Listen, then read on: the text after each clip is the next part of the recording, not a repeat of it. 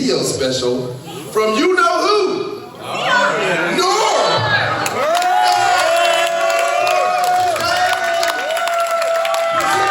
This year's Norb video.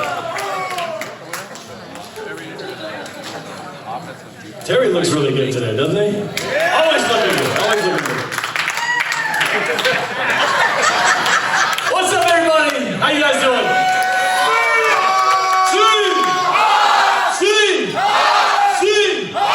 All right. Okay, so the reason I'm up here is because I put a little video together, as I always like to do at this time of the year, because we had a hell of a draft this past year, didn't we? Yeah! I would maybe argue to say that one of the best drafts we've had in years, maybe decades. 2012 notwithstanding. However, before I do that, I just wanted to mention something. My name is Norb Calwheely, by the way. You might know me as NorbFam. And this is kind of special for me because at my table I started thinking that with all the people talking about their backgrounds, 50 years of Seahawks football is amazing, right? Half a century. And I've been watching Seahawks. I've been a fan, not since the very beginning, since 1979, because I wasn't even really paying attention to football until 1979. But much like Stacy here, I was also a fan of a different team before I became a Seahawks fan.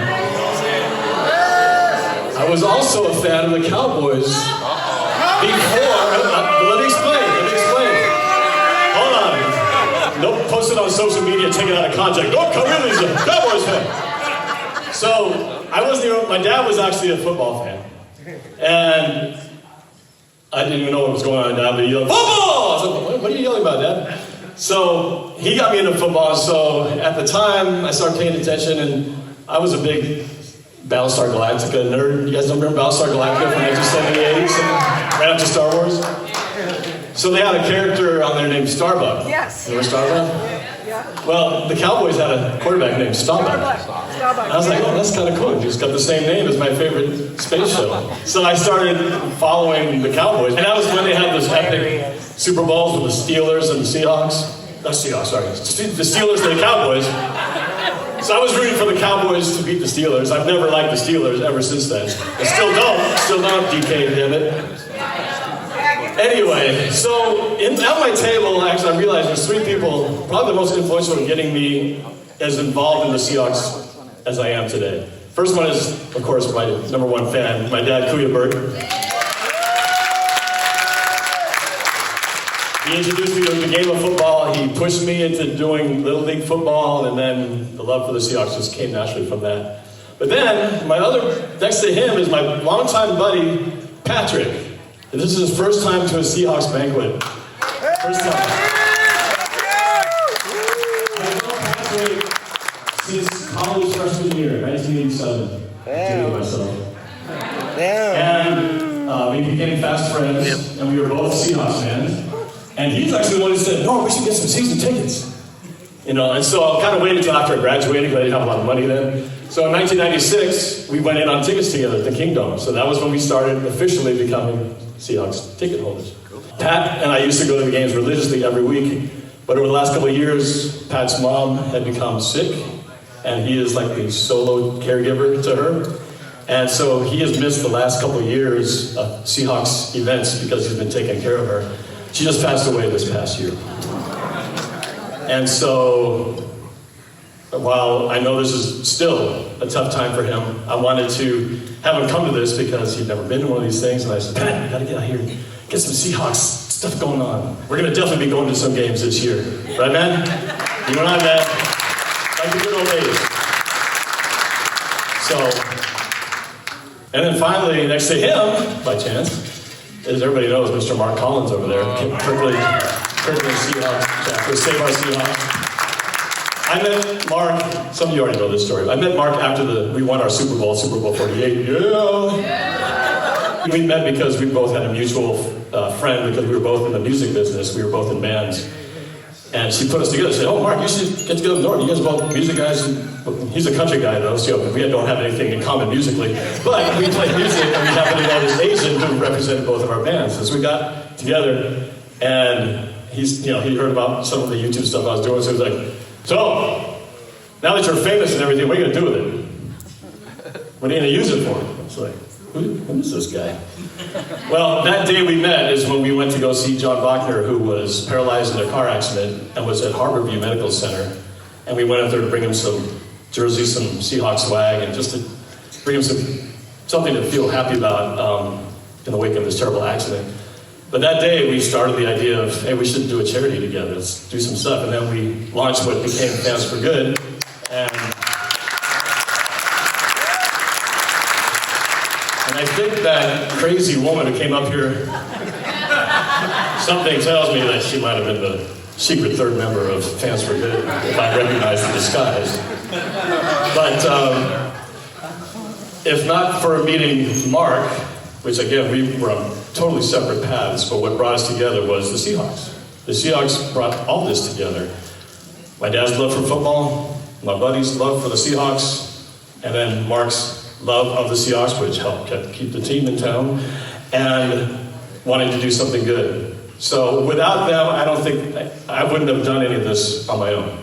It was because of these people in my lives. And I'm sure you guys all have that same sort of connection, that somebody you know got you into watching the Seahawks, or somebody was a fan, so you kind of got into it, something like that. Everybody has their story, but it's really awesome this year, of 50 years of Seahawks football, to have this fan base that is going strong, and I think this year is going to be something special. And I've got reason to believe that. And this video I'm going to show it to you right now is no AI. I wrote this and rapped this myself, even though I'm not a good rapper at all. But this is my 2025 Seahawks Draft Recap. 3 minutes. Everything you need to know about this 2025 draft class, set to a rap music. Enjoy. Yo, I'm Cam Walker, running back for the Seattle Seahawks. Guys are right. Hey, bro, so you're watching NorbFam. NorbFam, you're watching NorbFam.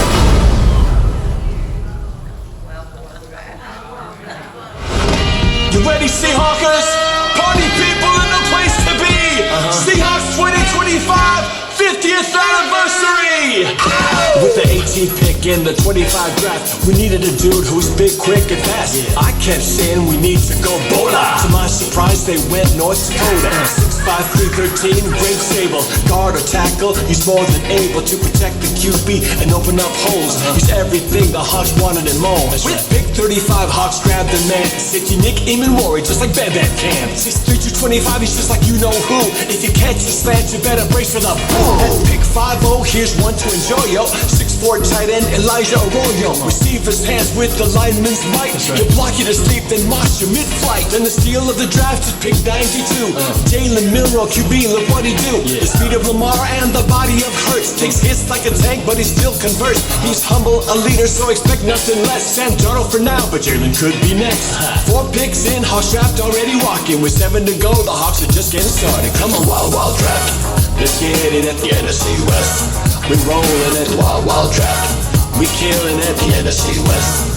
Round 5, 1-4-2, and we go D-tackle. Riley Mills is ready to do battle. Notre Dame hammer with fists of stone to collapse the pocket like a Midwest cyclone. Pick 166, DBs beware. Torrey Horton takes off and flies through the air. With 4.4 speed and hands like glue, he'll turn and burn, then poof, you're through. Pick 175, it's Robbie Oops. 6'4", 250, knock you out of your boots. Old school fullback to lead the way for Kenneth Walker and Zach Charbonnet. Pick 192, bringing muscle and mass. Bryce Cable Dude's gonna kick your ass. Kansas crusher, he won't be moved. Come on, setting that edge and keeping it smooth. Wild Wild Draft, let's get it at the NFC West. We rollin' at Wild Wild Draft. We killin' at the NFC West.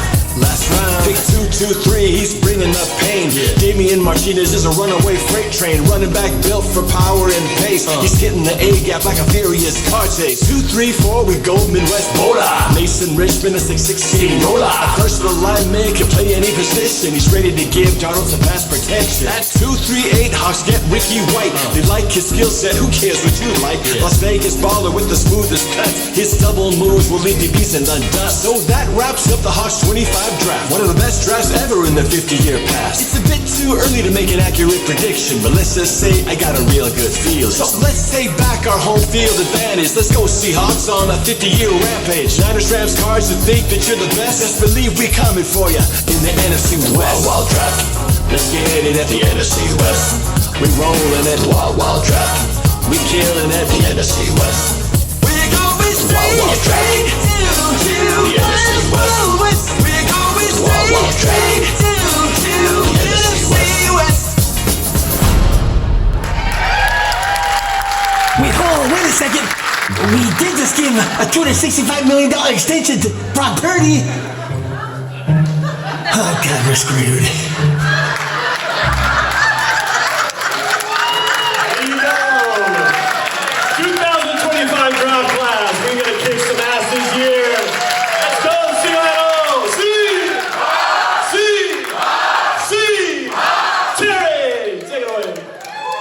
Give it up for Norb, yo! Hey! Look forward to that every year.